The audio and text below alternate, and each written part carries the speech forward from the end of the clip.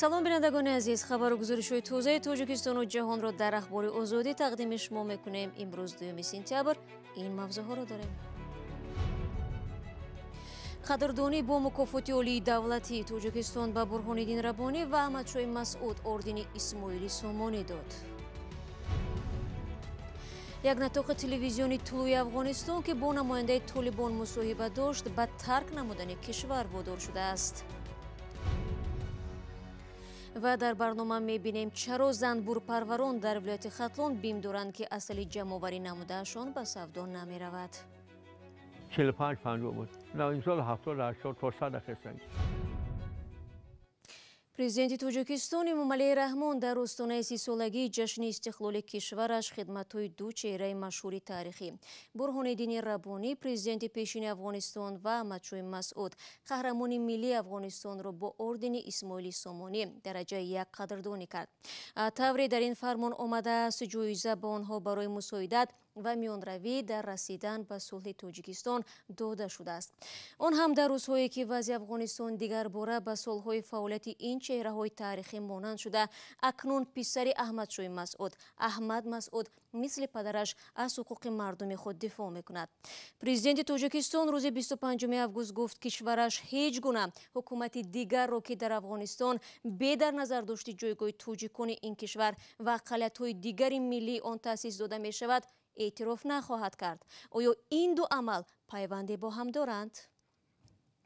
ҳоло ҳамкорам Мирзонабӣ Холиқзод дар студия бо мост ва аз ӯ мепурсам ки ҷоизаҳои Тоҷикистон ба Бурҳониддини Раббонӣ ва Аҳмадшоҳи Масъуд дар ин рӯзҳо чӣ маънӣ дошта метавонад?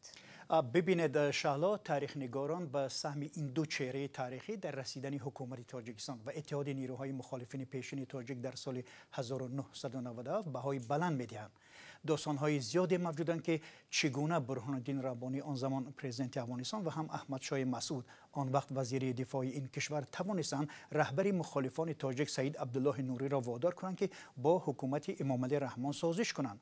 برخی از تحلیلگران این را به آن بستگی دادند که ربانی و مسعود به حمایت روسیه محتاج بودند و تا اندازه از موقع‌گیری روسیه حمایت کردند. اما جناب نوری در یک گفته خودش همیشه تکرار میکرد که گپ ربانی را که نگذارید کشورتون مثل افغانستان شود. با مدد این دو چهره تاریخی در کابل و خوسته دیدار پرزیدنت تاجیکستان و رهبر مخالفان برگزار شده و امضای قراردادهای مهم سبب گشته بود.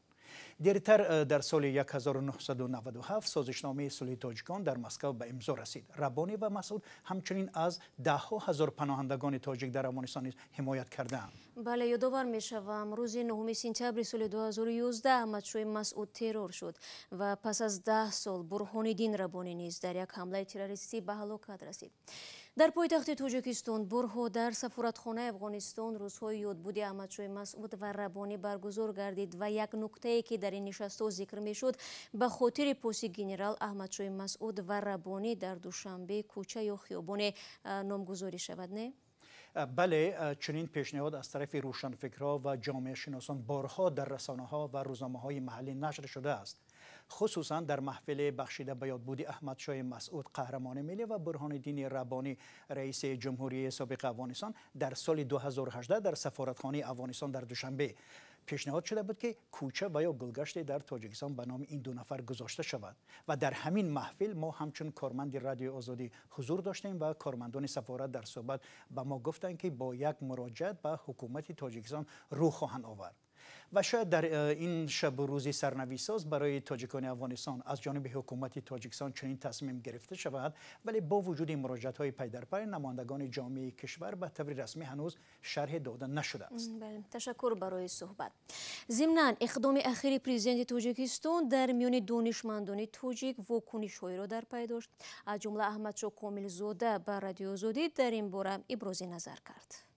اولا اینکه همین گونه پیشنهاد یا روش رفتار عملهایی که از طرف رئیس جمهوری تاجیکستان و دولت تاجیکستان امروز عملی میشوند، البته بادهای طرفهای گوناگونی دارد.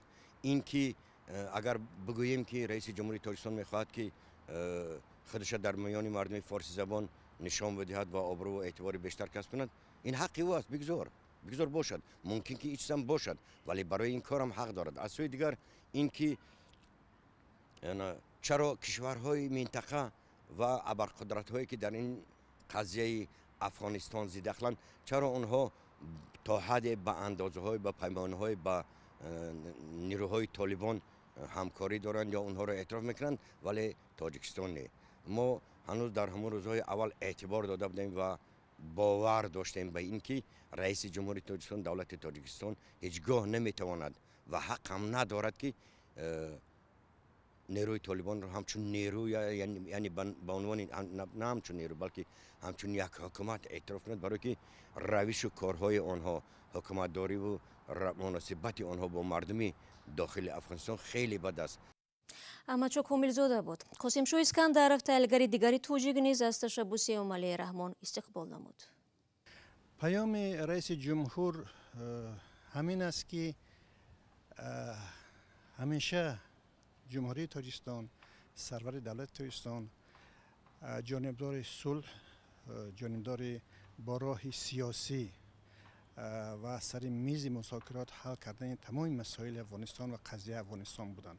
از ابتدا کوشششان، از ابتدا دعوتشان، از ابتدا صدایی که در تمام جا بلند میکردن از تاجیکستان شروع شده تا سازمان ملل و دیگر مرجع ها همین بود که قضیه افغانستان باید که با راه مسالمت آمیز، با راه مذاکره حل شود و پیام امروزشان همین است که هر گونه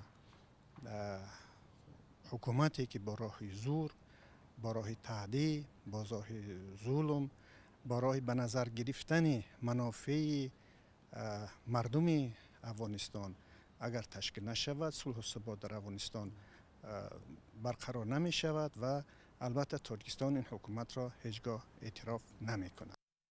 با سپاس از مصاحبان، ضمناً گزارش نوبتی هم بینندگان عزیز به افغانستان ربط دارد. یک خبرنگار 23 ساله زن در افغانستان که پس از اشغال کابل با نماینده طالبان مصاحبه تلویزیونی داشت، ناچار کشورش را ترک کرده است. او میگوید گروه اسلامگرا به ظاهر احترامش را به زنان و آزادی رسانه ها بیان می‌دارد، ولی در اصل محدودیت‌های شدید جاری کرده است. همکارم که مرسیت گزارش می‌دهد. بهشته ارغن میگوید که وقتی ناگهانی یک منصبدار طالبان به استودیوی تلویزیونی تولونیوس افغانستان وارد شده از او تقاضای مصاحبه کرد، اول سر و لباس خود را به معیارهای گروه اسلامگرا موافق نمود. آن وقت از اشغال کابل از طرف طالبان همگی 2 روز گذشته بود. مصاحبه بهشته در سرخط رسانه‌های جهان قرار گرفت، زیرا او اولین روزنامه‌نگار زن در افغانستان شد که با عضو طالبان سوال و جواب کرد، ولی این حالت دیر دوام نیافت. این خانم 23 ساله میگوید روز 24 آگوست با کمک برنده جایزه نوبل ملاله یوسفزی از افغانستان به قطر فرار کرد. طالبان زنها را قبول ندارند. وقتی یک گروهی آدمان شما را همچون انسان قبول نمی کند، درباره شما تصوری خوب ندارند. باور کنید این دشوار است. ظاهراً مصاحبه یک بخشی از معرکه رسانه‌ای طالبان با هدف نشان دادن چهره معتدل‌تر آنها بود، زیرا طالبان وعده دادند که در مقایسه با دوران حکومتداری پیشینشان حقوق زنها را احترام کردن، نمایندگان گروه و قوم‌های دیگر را شامل حکومت خود می‌کنند. اما بهشته ارغن میگوید طالبان زود از کارفرمای او یعنی تلویزیون تولونیوس تقاضا کردند که زنان کارگر حجاب بپوشند و در رسانه‌های دیگر فعالیت خبرنگاران زن را منع کردند. وی میگوید که گروه اسلامگرا همچنین از رسانه‌های محلی در افغانستان خواسته است که درباره اشغالگری و شیوه حکمرانی آنها گپ زدن را بس کنند. آن زمان بسیاری از همکاران بهشته ارغند الکی کشور را ترک کرده بودند. با وجود آنکه طالبان آزادی رسانه‌ها را کفالت داده گفته بودند که زنان به کار و تحصیل دسترسی خواهند داشت. دیر نگذشته او هم به صف 10,000 هزار خارجی و شهروندان افغانستان پیوست که در فکر ترک این کشور بودند. شما فکر میکنید در آنجا روزنامه‌نگاران آینده دارند؟ فکر میکنید روزنامه‌نگار میتواند در افغانستان بماند؟ آنها میتوانند با عائله خود در افغانستان بایستند و زندگی کنند؟ وقتی برای من آینده نیست، چگونه میتوانم در افغانستان بمانم؟ چطور میتوانم به کار ادامه دهم؟ من تنها میخوام صدای مردم خود شوم، نه صدای گروهی که آمده تاکید کند آنچه را بگو که ما میخواهیم. بهشته ارغن میگوید از فعال پاکستانی ملاله یوسفزای خواهش کرده است که برای وارد کردن نامش بر روی خط فراریان در قطر کمک کند. این خبرنگار افغانستانی میگوید کشور و کسبش را که برخلاف خواسته های خانواده انتخاب کرده است دوست می‌دارد، ولی همه را گذاشت و این دفعه غربت را انتخاب کرد.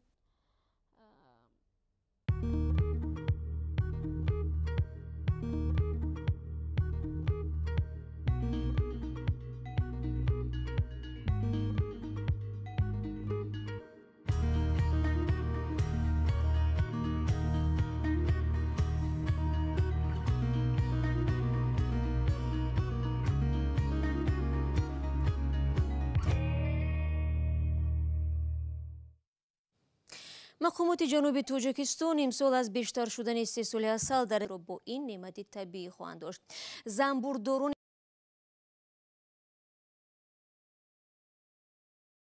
خطلانی نیز از آن نگرانند که حاصل زحمت آنها خریداری کمتر می‌یابد. چرا؟ در گزارشی همکاران ما می‌بینیم. عسل ارگینال باشه نمیکنه. تماشا کن. اسماعیل قاسیموف زنبورپروری 70 ساله میگوید این عسل از گل و گیاهای کوهستان بوده نظر به عسل محلی روشن‌تر و خوشبوی‌تر بوده است. بشکه‌های عسل در اینجا منتظر خریدارند. حالا اسماعیل قاسیموف با گرفتن حاصل 50 آیله زنبوری نوی کرپت آمادگی میگیرد، ولی معلوم نیست همه آن را فروخته میتواند یا نه. عسل خریداری زیاد ندارد، شاید به سبب نرخش. قیمتش روزه 70-50 بود پرونه. 45-50 بود. نه این سال 70-80 تا 100 خستگی. سیف الله شکروف زنبورپرور دیگر از ناحیه کوشانیان 34 آیله زنبور دارد. هرچند هنوز با گرفتن حاصل سر نکرده است. الکی در فکر یافتن خریدار است. فروشش قیمت‌تر مورد سودا داد سست‌تر. اصل میگیریم سودا و خریدار نیست و قراست. همه چی قیمت شده، شکر هم 1 کیلوش 10 سوم خسته. قیمت شدن عسل خریداری آن را کم می‌کند، ولی زنبورداران میگویند مجبور هستند که گران فروشند. در عکس حال درآمد نخواهند کرد. مقامات خطلان میگوید که امسال نظر به سال گذشته 7 تن بیشتر عسل جمع‌آوری شده است.